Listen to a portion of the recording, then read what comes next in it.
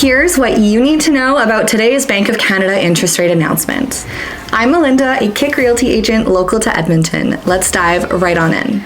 I'm sure you've been seeing all of the headlines.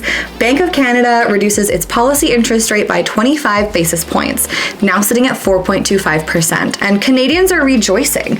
But if you find yourself a little confused with exactly what this means, I'm gonna break it down for you. So first and foremost, the Bank of Canada does not set mortgage rates. Today's announcement does not mean that you'll be able to walk into your bank and pick up a mortgage at 4.25% interest. And while the Bank of Canada policy interest rate does have some impact on mortgage rates, as it's largely used to control inflation, this policy rate impacts the prime interest rate, which is what's used by banks when they're pricing out variable rate mortgages. What's also important to know is that today was their third consecutive interest rate cut, and that this decision was widely expected by most economists.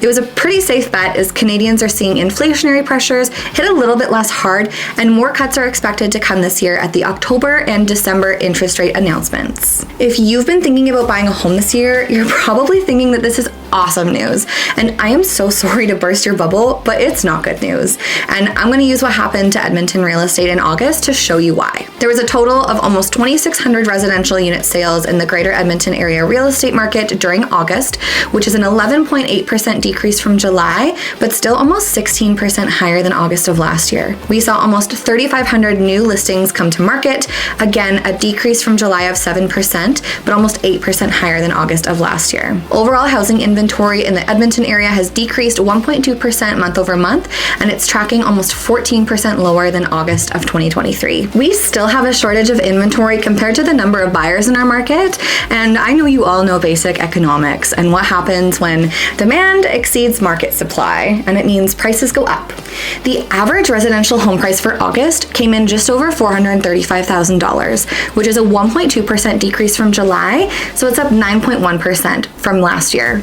Detached single-family homes averaged around $546,000, a 1.1% decrease from July, but up 10.2% from last year. Semi-detached homes sold for an average of $414,500, a 1.9% decrease from July, and up almost 11% year over year. Row house and townhome prices fell 0.5% since July, but are sitting almost 15% higher than last year, with an average sale price of $290,500. The apartment condo market will be one to watch, as there's still a bargain with lots of potential upside, and average prices dropping slightly to $203,750, which is a 0.3% decrease from July and just over 5% higher than last year.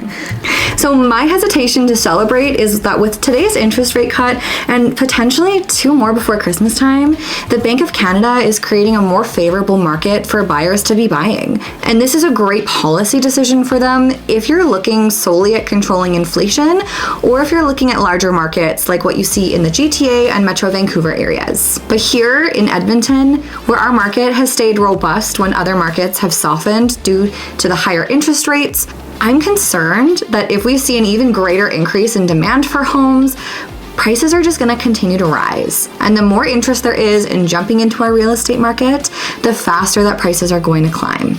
And no, before you start all freaking out, I don't think that the Edmonton market is even remotely close to becoming as crazy and fast-paced as what we've been seeing in Calgary. But it'll still be a big change from what folks have been used to over the last couple of years.